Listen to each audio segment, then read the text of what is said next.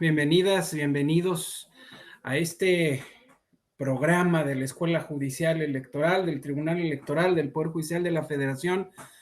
¿Por qué leer a nuestros clásicos mexicanos? Y qué mayor clásico mexicano, qué mayor personaje, no solamente por lo que toca a su vida, sino sobre todo por lo que toca a su obra, que don Ignacio Luis Vallarta. Y quizá para muchas personas, don Ignacio Luis Vallarta, más allá de haberle dado nombre a algunas avenidas, a algún puerto, a tener su estatua, precisamente ser una de las dos estatuas que flanquean el ingreso a la Suprema Corte de Justicia de la Nación, pues para los abogados y las abogadas en México, pues es sin duda uno de los personajes principales, quizá junto con Otero y Rabasa, de nuestra tradición jurídica. Y para que precisamente nos oriente, para acercarnos a la vida y obra de Ignacio Luis Vallarta, pues la verdad me da muchísimo gusto, siempre para mí es un honor y sobre todo un gusto enorme darle la bienvenida al doctor Manuel González Oropeza, bien conocido por todos nosotros, no solamente en el ámbito electoral, recordemos que fue magistrado integrante de la Sala Superior del Tribunal Electoral del Poder Judicial de la Federación durante 10 años, sino que además es un reconocidísimo académico que no solamente maneja, conoce y bien estudia y expone el derecho mexicano, sino también nuestra historia nacional. Don Manuel no solamente es doctor en Derecho, sino también doctor en Historia, o por lo menos hasta donde yo me quedé, don Manuel, estaba a punto de doctorarse en Historia.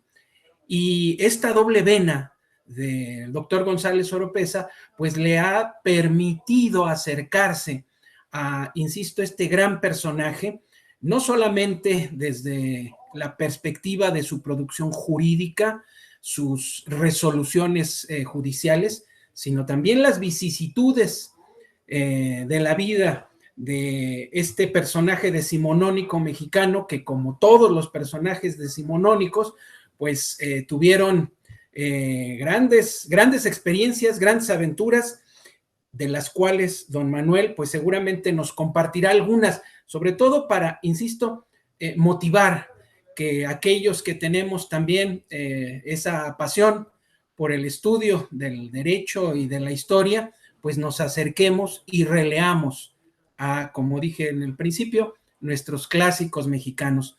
Doctor González Oropeza, sea usted muy bienvenido a este programa, cuyo objeto pues ya se mencionó.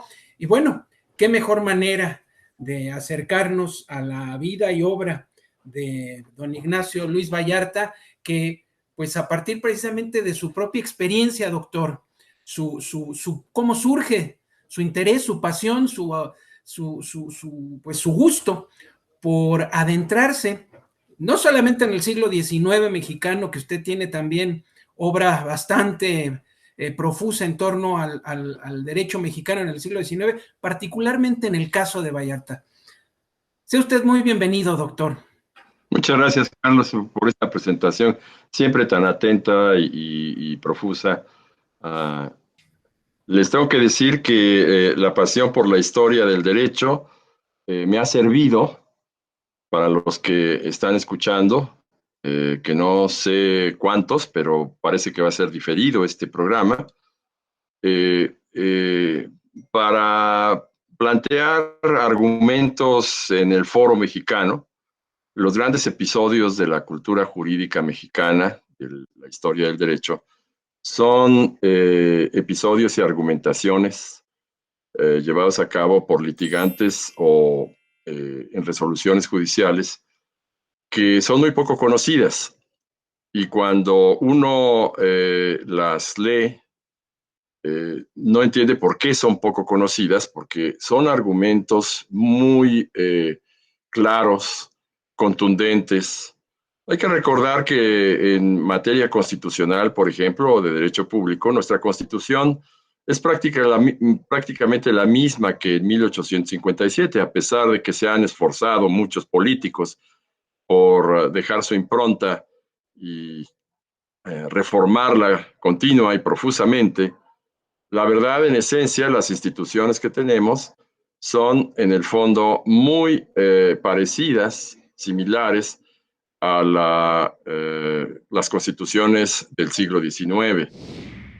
No tanto quizá, pero también abarcaría desde 1824, porque ahí a partir de ese momento decidimos ser república, decidimos la organización del Poder Judicial, decidimos el sistema federal que tenemos actualmente, y a partir de 1824 todo esto ha sido continuado con ligeros retoques. Muchas veces las reformas no han sido muy afortunadas, pero en esencia las mismas instituciones sobreviven. Entonces, hacer o leer la obra clásica de los juristas no es nada más un afán histórico o un afán académico, sino puedes tener una ventaja muy importante para el litigio y para la resolución de los jueces. A mí como integrante de la sala superior anterior, eh, siempre trataba con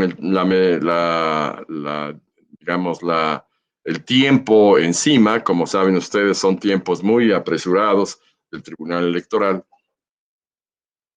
Siempre trataba de ver una profundidad de qué se había hecho o qué se había dicho o qué se había escrito respecto de los problemas que tenemos en la actualidad. Para mi sorpresa, no hay grandes vuelcos con todo lo sorprendente que nuestra realidad del siglo XXI y de estos tiempos nos puede dar. La verdad, los problemas jurídicos que se enfrentaba México han sido tan diversos y tan importantes que en la actualidad lo podemos aplicar argumentos, soluciones, doctrinas, teorías que se escribieron desde el siglo XIX o aún antes.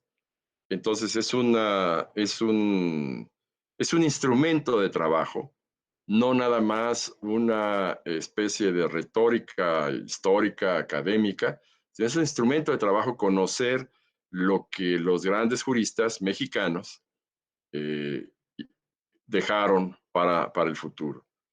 En 1993 se cumplió el centenario de la muerte de Ignacio Luis Vallarta y Ogazón, que en la universidad se le encomiaba mucho la labor por la formación de los abogados de este jurista, pero faltaban muchas cosas por hacer. Para empezar, no se había descubierto su archivo personal que dejó y que por razones un tanto inexplicables se comenzó a desarticular. Se vendieron documentos a la Universidad de Texas, se quedaron otros documentos en el Banco de México y otros tantos en otros archivos importantes. ¿Dónde estaba ese archivo, doctor? El original. El archivo original fue custodiado y es custodiado por el Banco de México. Es decir, el solo hecho de descubrir dónde estaba ese archivo fue toda una pesquisa interesante. Pero en el Banco de México, en la sección de numismática del archivo del Banco de México, estaban los documentos que había vendido el nieto de Vallarta al Banco de México. Ahora, esto se sabe porque Daniel Cosío Villegas, el gran historiador, deja una constancia de que el archivo fue dado, vendido al Banco de México y que ahí se custodiaba, pero ese archivo no estaba completo, ya había sido objeto de diversas divisiones y en la biblioteca Nettie Lee Benson de la Universidad de Texas hay manuscritos y hay partes interesantes del archivo de Vallarta. Sobre todo me parece recordar en, en los años que Vallarta fue gobernador del estado de Jalisco, porque Vallarta fue un hombre multifacético. En la Constitución de 1857, en la que participó con 26 años como diputado constituyente, llegó el momento en que en una discusión él eh, dijo que no le interesaba la judicatura, que él lo que quería es seguir en la carrera parlamentaria que iniciaba en ese momento en el Congreso Constituyente y la inició muy bien. Y efectivamente, su carrera judicial duró de 1877 a 1882. Son muy pocos años. Sí, sí, muy pocos. Y por eso realmente no se necesita tener extensiones del nombramiento de un juez para acabar una obra magnífica que seguramente está haciendo, sino a Vallarta le bastaron 4 o 5 años precisamente para llegar a dejar un legado muy importante que me voy a referir posteriormente. Pero en estos pocos años, Vallarta dejó un legado, primero, crea el concepto de jurisprudencia. Ya con eso, ya es, la verdad, una contribución importantísima. Y escribe varias sentencias, muchas de ellas son votos particulares, pero tiene el cuidado Vallarta de compilarlos y de publicarlos a su costa.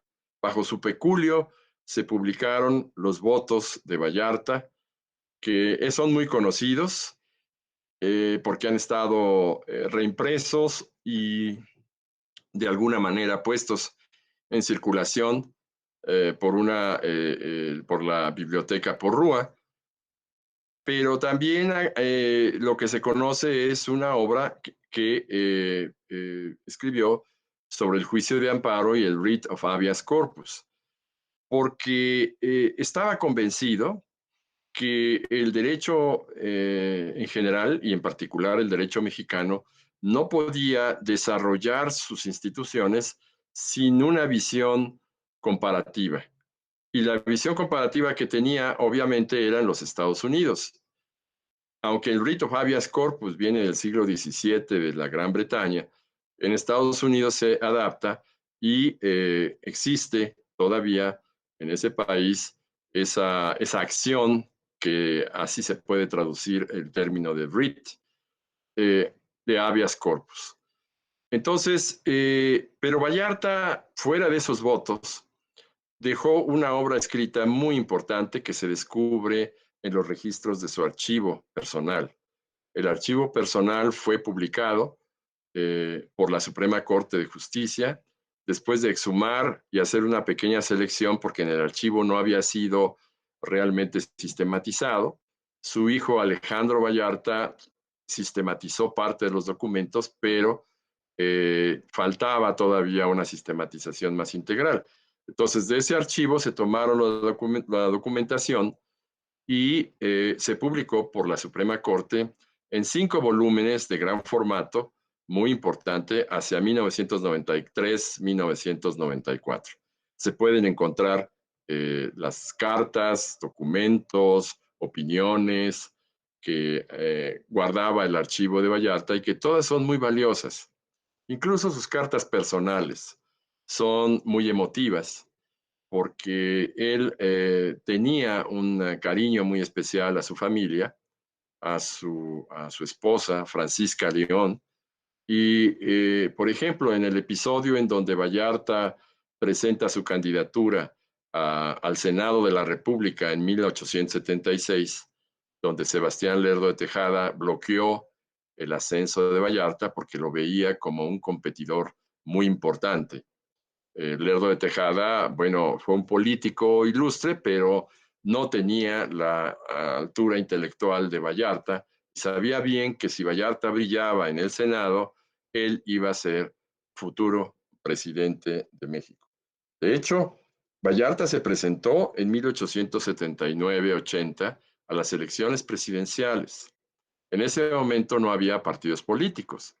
Entonces, el círculo de abogados que de alguna manera conocieron su trayectoria, promovieron la candidatura y figuró con muy pocos votos, porque finalmente Porfirio Díaz se encargó de imponer al presidente que resultó, que fue Manuel González. Entonces, un presidente mediocre, un presidente militar, frente a un jurista de talla internacional como Vallarta, no fue el elegido por Porfirio Díaz. Pero, doctor, entonces estamos en presencia de un personaje, bueno, un abogado litigante, un jurista brillante, pero por lo que usted nos está comentando en este momento es esencialmente un político, es decir, Absolutamente. un gobernador, Vallarta, un ¿sí? diputado, un Exactamente. senador, un aspirante senador e incluso un candidato presidencial. Exacto. Estoy seguro de que Vallarta resultó electo en el Senado, pero Lerdo de Tejada se encargó de obstruirlo y un dato interesante que me queda pendiente en el tintero, pero que seguramente algunos podrían retomar, es que Vallarta se amparó en contra de la resolución del Colegio Electoral del Senado que le negó la categoría de senador. Y esto es interesante porque Vallarta ya como presidente de la Corte tuvo la resolución de no aceptar amparos en materia política. Sin embargo, esto se da posteriormente, a partir de 1879, 1882, pero Vallarta mismo había sido un quejoso en el juicio de amparo promovido por él contra la resolución del Colegio Electoral del Senado, porque le negó su acceso.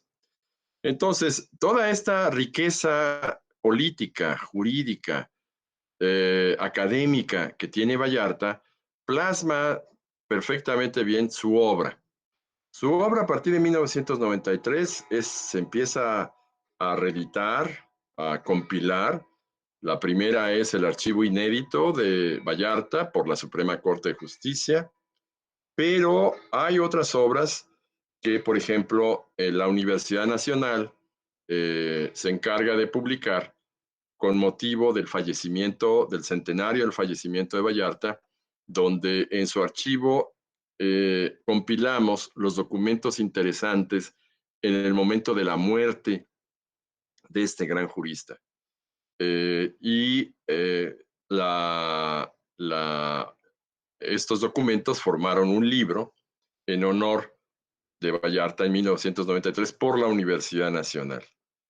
En el Inter existen muchas otras obras de folletería jurídica y una de ellas es la que publicó el Tribunal Superior de Justicia de la Ciudad de México, donde tiene por título la centenaria obra de Ignacio Luis Vallarta, su labor como litigante y juzgador. Sobre todo, la obra esta se concentra en los escritos, en las promociones que hizo Vallarta ante la Suprema Corte y ante los tribunales. Vallarta fue litigante, no solamente fue ministro, fue juez, sino fue litigante y disfrutó la profesión de litigante.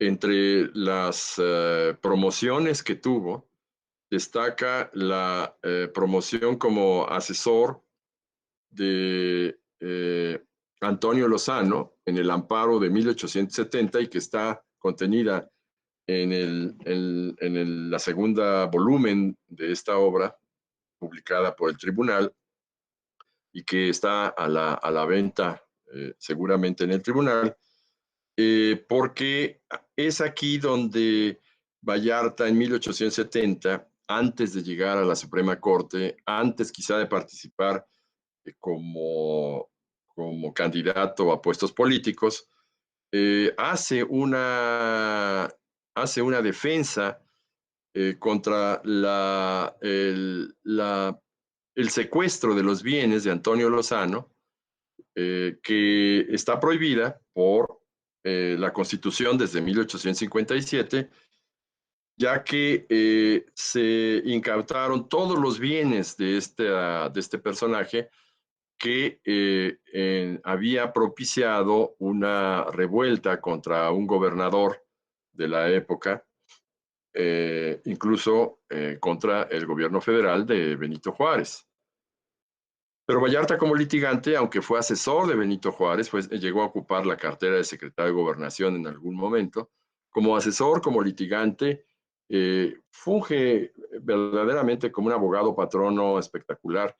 Y en ese escrito que está en esta obra, me llama mucho la atención que Vallarta promueve la idea de el control constitucional de las leyes. Hace una exposición impresionante sobre la necesidad que hay que el Poder Judicial defienda los derechos humanos, la garantía de que nadie puede ser confiscado en sus bienes, por ejemplo, pero que lo hace ante la Suprema Corte en una promoción de la tercera sala y determina que esto ya está establecido en la jurisprudencia comparada en el caso Marbury contra Madison. Es la primera referencia en México que se hace en este procedimiento judicial de Marbury contra Madison.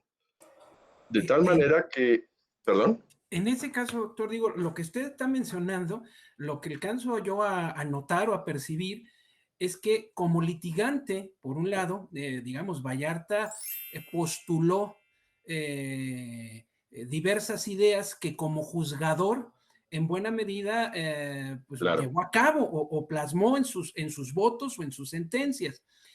Y por claro. otro lado, esto que usted acaba de mencionar, digo, yo he tenido la enorme fortuna de ser su adjunto en algunas materias, y a mí lo que siempre me llamó la atención es precisamente esta lectura, porque me da la impresión de que Vallarta era un buen lector de las sentencias de la Suprema Corte Norteamericana, y bueno, cómo conjugar su lectura de las sentencias de la Suprema Corte de Estados Unidos con su práctica jurídica en México, el sentido que le da a dar a la Constitución y al juicio de amparo precisamente como litigante, como juzgador, a partir pues de este ejercicio de derecho comparado. Claro. Sí, porque evidentemente las resoluciones en que intervino, las promociones que sometió, eh, se basaban en los mismos principios constitucionales que México tiene respecto de Estados Unidos. Somos muy diferentes, tenemos una interpretación distinta, pero Vallarta es el primer gran abogado, litigante, y después el primer gran juez, que con conocimiento de causa de los asuntos que se discuten en el país vecino, toma para nutrir la justicia mexicana. Por ejemplo, en Estados Unidos existe desde antes, con la Gran Bretaña, la tradición de la Gran Bretaña, la tradición de los precedentes. Es decir, que cada sentencia puede configurar un precedente obligatorio para las siguientes sentencias. No necesita de repetición en las sentencias, no necesita 3 sentencias en el mismo sentido o 5 sentencias en el mismo sentido. No hay reiteración en los precedentes y esta es una tesis que proviene desde la Gran Bretaña, se pasa a los Estados Unidos y Vallarta conocía esa dinámica porque era un hombre que se actualizaba con el derecho comparado en estas materias. Y bueno, ¿por qué él crea la jurisprudencia? Porque está la doctrina del precedente que le da autoridad a las resoluciones judiciales de nuestros tribunales, pero la tiene que adaptar. Es decir, Vallarta tiene el genio de tomar buenas ideas de otros sistemas jurídicos, pero las adapta porque no somos sencillamente repetidores de esas instituciones. Las tenemos que adaptar a nuestra realidad. ¿Y cuál era nuestra realidad? Nuestra realidad era que una sentencia no podía ser un precedente. Imposible. Entonces, lo único que le daba autoridad a las sentencias de los máximos tribunales en México era la reiteración de esos precedentes a partir de la jurisprudencia. No es que fuera una ocurrencia de una Suprema Corte en un momento dado que se sentara un precedente y fuera obligatorio, no, sino que Vallarta adaptó la idea del precedente anglosajón y estableció el concepto nuevo de jurisprudencia.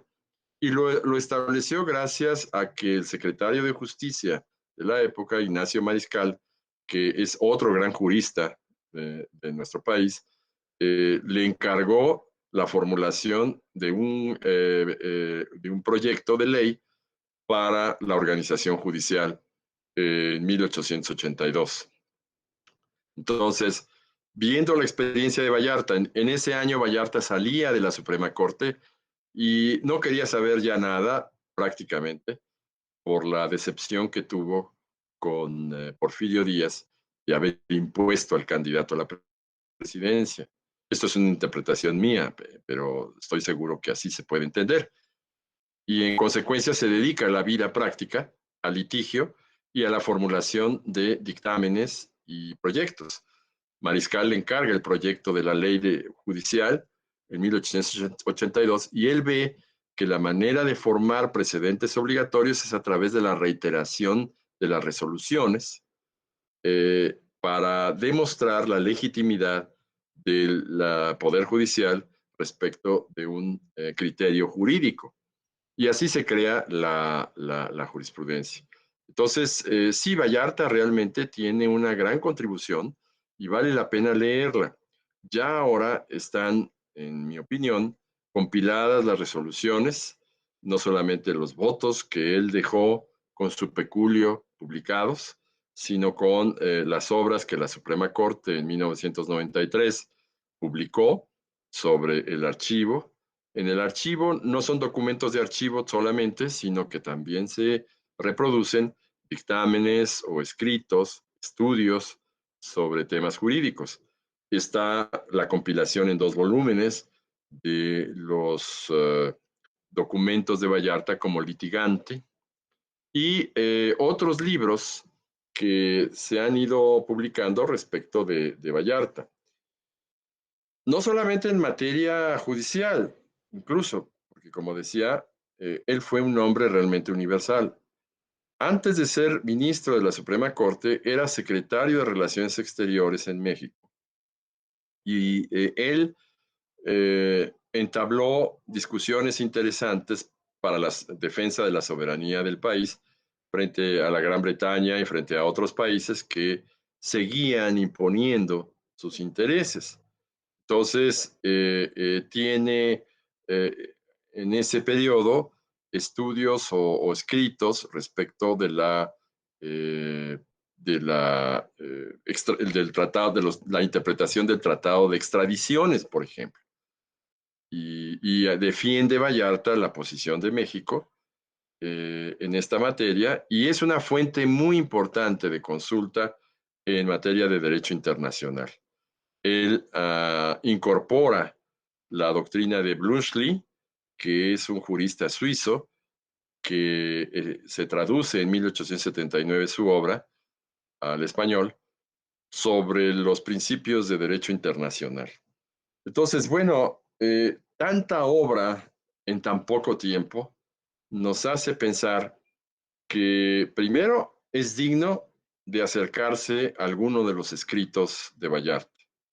Segundo, que esos escritos fueron con motivo de varios temas. Defendió en el Congreso a gobernadores acusados en juicio político, Julio Cervantes, y entonces Vallarta prepara su defensa, que está en el archivo inédito de Vallarta reproducida, sobre el juicio político de gobernadores. Entonces, son temas de actualidad y además, por supuesto, la gran contribución en la judicatura. Creo que por eso Vallarta es digno de leerse en la actualidad.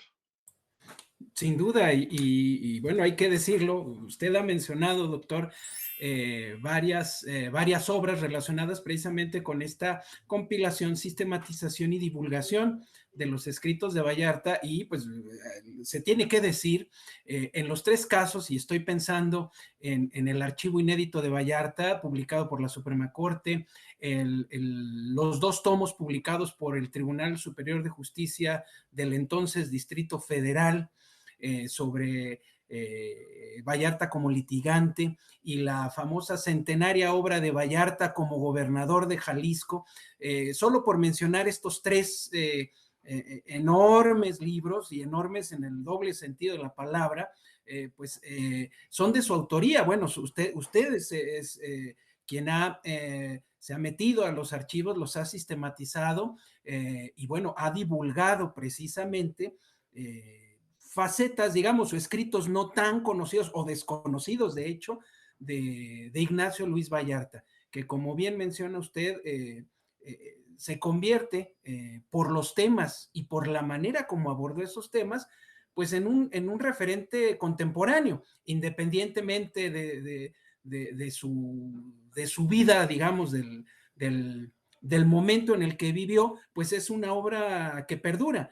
Y como usted bien lo menciona, doctor, recuerdo también en aquella ocasión que por iniciativa suya me aboqué también a analizar los temas relacionados con el caso, el amparo Julio Prieto, pues es verdaderamente sorprendente encontrar en libros, en demandas y en resoluciones de aquella época final del siglo XIX, pues planteamientos y argumentos que hoy estamos escuchando en los distintos tribunales, en la Suprema Corte, en la Sala Superior, en los juzgados de distrito, porque son al final temas en los que seguimos pensando y asuntos que se siguen reformando. Usted acaba de mencionar la jurisprudencia.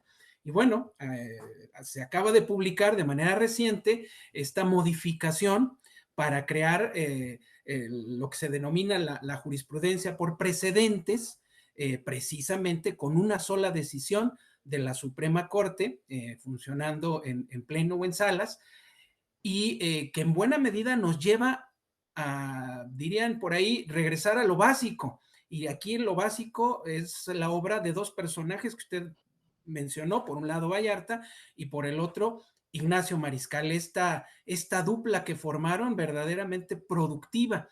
Y doctor, bueno, fueron 5 años de Vallarta en la Suprema Corte. Todos recordamos a Vallarta en la Suprema Corte, leemos su producción ahí. ¿Y qué pasó después? ¿Qué fue de don Ignacio después de dejar la Suprema Corte? Bueno, estableció su despacho en un edificio atrás de la catedral, en la calle de Guatemala, y ahí tenía su casa y su despacho, y ahí murió. Pero de 1882 a 1893 tuvo una vida muy productiva como litigante y todos iban para obtener el patrocinio de los casos que querían presentar ante tribunales o la asesoría a través de un dictamen o de una consulta y fue muy productiva, la verdad, su vida. Entonces, no necesitó de un cargo público, no necesitó de ser el ministro, el secretario, el diputado, sino él, ante todo, fue un abogado litigante, pero un abogado litigante activo y culturalmente superior al resto de los abogados comunes. Por eso descolló, por eso realmente, a pesar de que no tuvo la bendición de Porfirio Díaz y al final de la vida se separó de él, llegó a tener un prestigio muy importante. Él me parece que manejó con maestría la argumentación jurídica y la manejó con maestría por lo siguiente.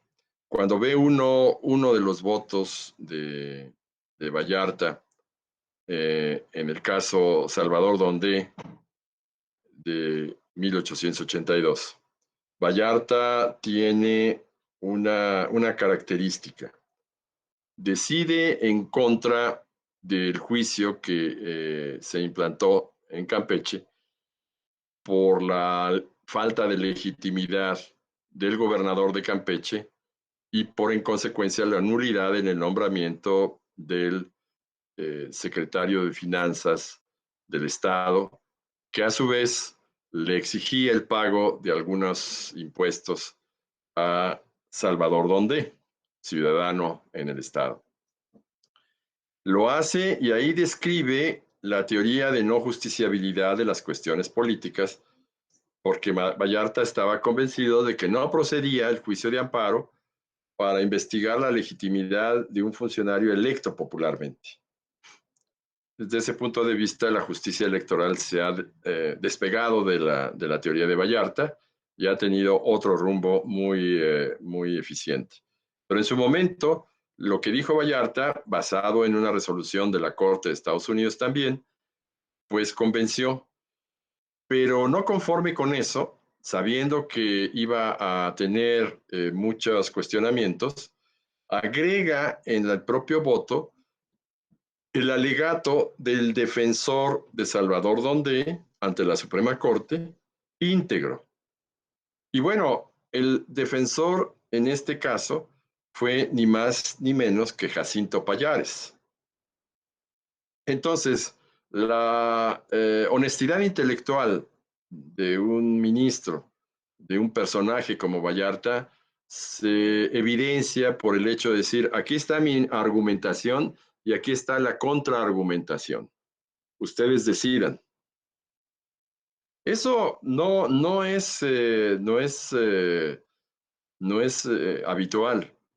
Generalmente uno trata de evitar los argumentos del contrincante, hacer mofa o no reproducirlos de ninguna manera. Pero Vallarta reprodujo el alegato de Salvador Dondé al final de su voto particular, o más bien de su resolución, en el caso de Dondé, porque ahí ya triunfa la tesis de Vallarta, para que el abogado decida.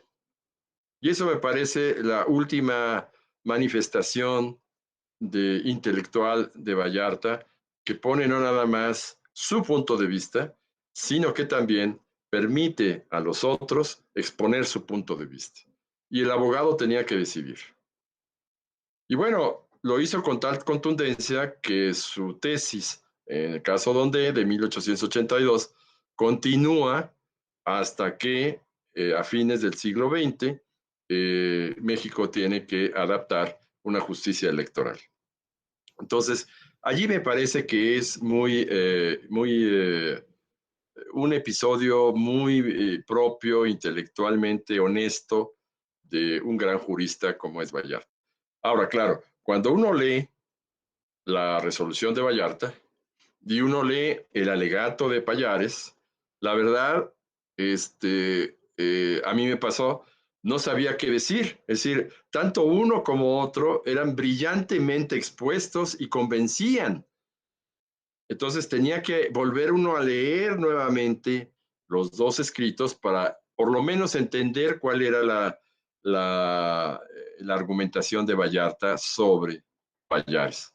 Y esto es gimnasia mental, esto es algo que necesitamos en nuestro país para hacer de la argumentación jurídica pues un arte, una ciencia. La teoría de la argumentación es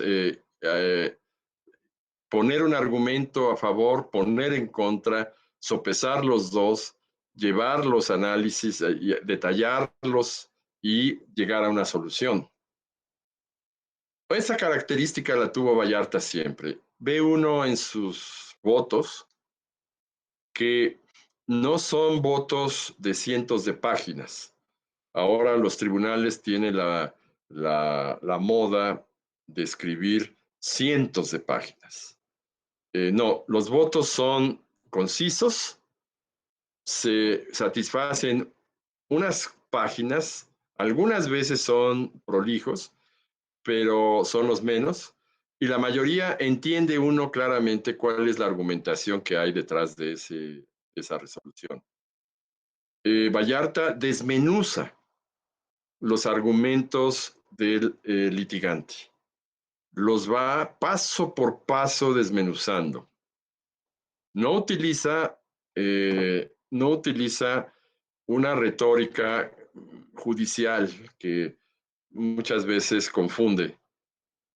Cuando estaba yo en el tribunal, la verdad, no sabía en las sentencias, en los proyectos, cuál era la resolución, porque finalmente se reproducía nada más, se copiaba nada más los argumentos del litigante y se copiaban los argumentos de las resoluciones inferiores.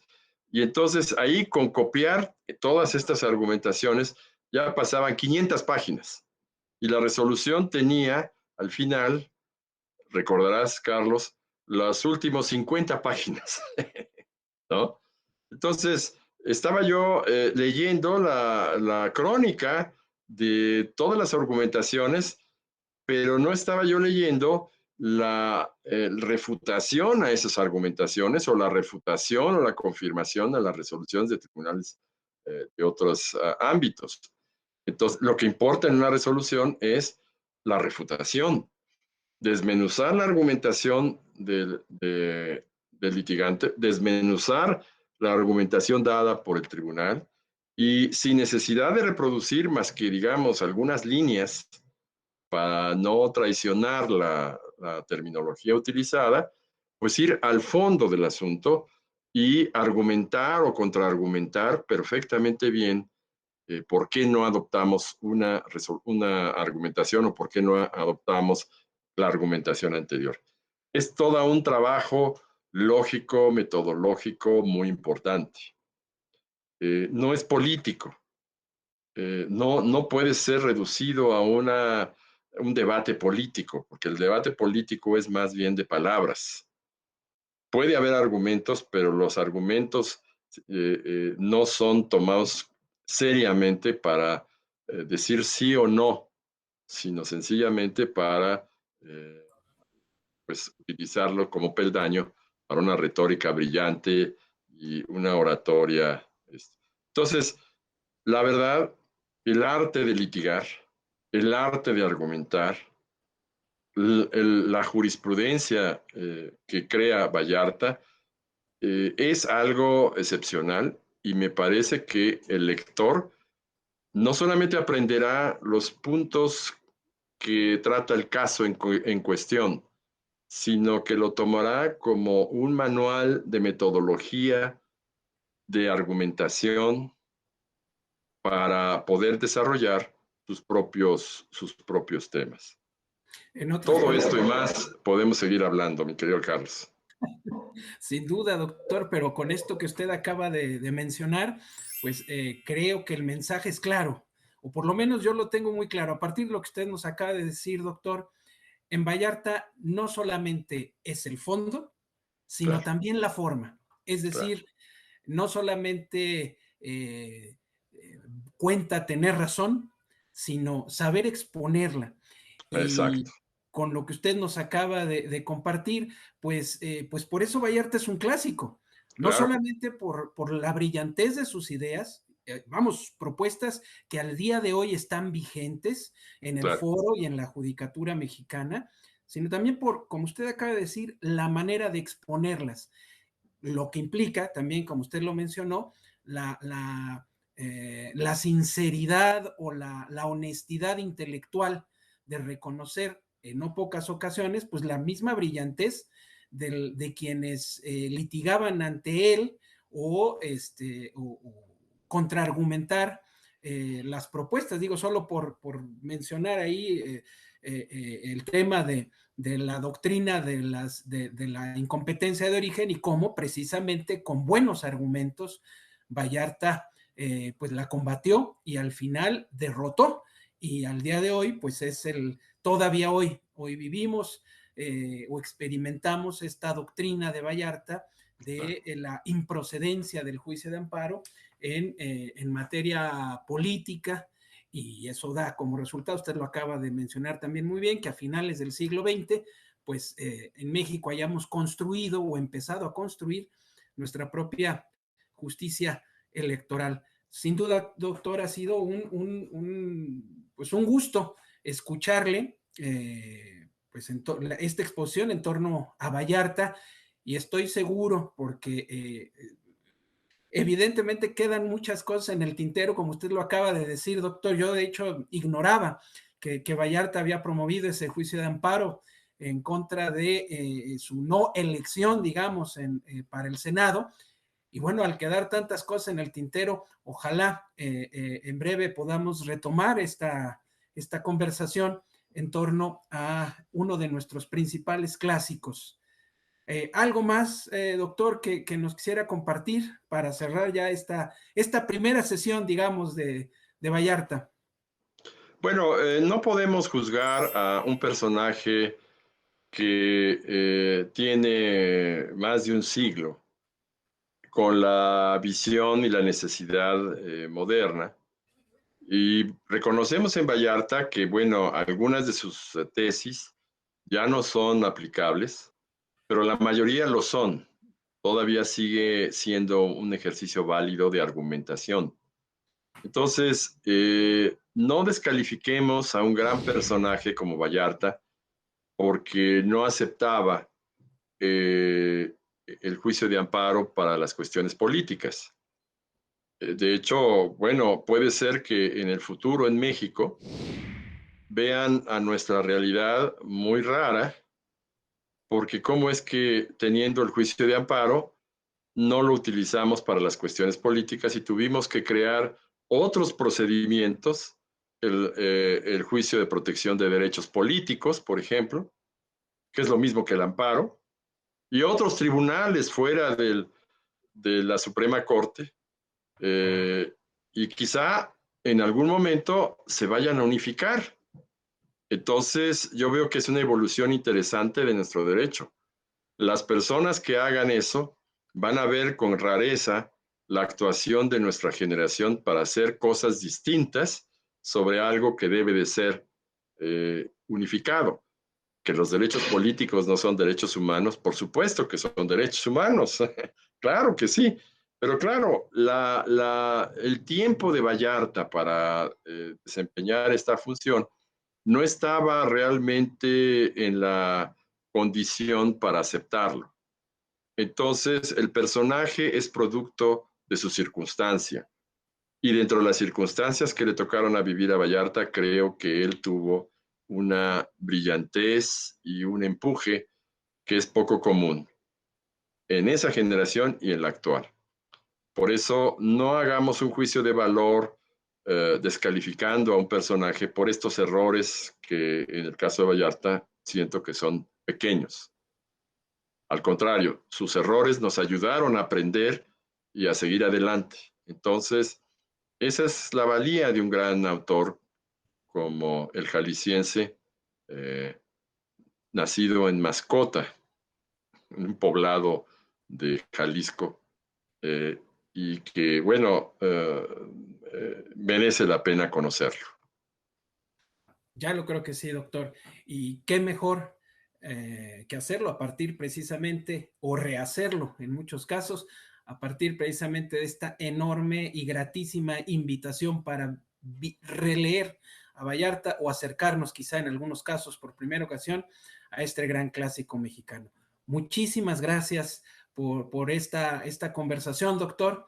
Y pues como siempre, esperemos que nuevamente esta escuela judicial escuela judicial electoral del Poder Judicial, del Tribunal Electoral del Poder Judicial de la Federación, pueda recibirlo más adelante para conocer a otros de nuestros clásicos que usted bien conoce, bien maneja, y qué mejor que pues alguien no solamente que los conoce, sino con esa facilidad y esa, lo voy a poner así, esa calidad magistral que tiene, porque usted es un gran magíster, un gran profesor. Muchísimas gracias, doctor. Gracias a todas, gracias a todos. Por acá nos vemos la próxima ocasión para seguir dando razones de por qué leer a nuestros clásicos mexicanos.